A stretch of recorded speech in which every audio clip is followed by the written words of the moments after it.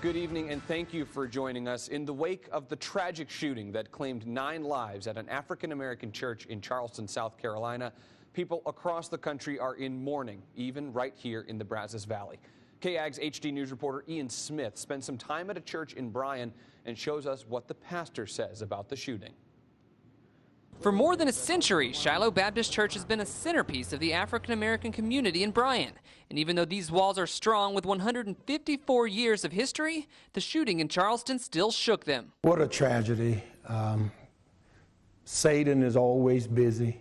It's sad when people can have that much hatred to come into a church, a place of worship, and just take the peace and joy right out of the congregation. And the question is why? If you look around in America today, there's a lot of mental illness, much less spiritual illness. With the historically African-American church as the target, race is also a question. From what I know of the case, and that's all that I've heard, is that what I heard on the news.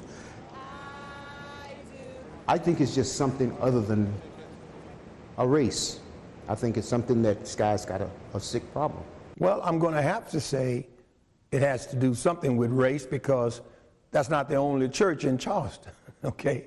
So he picked this African-American AME church.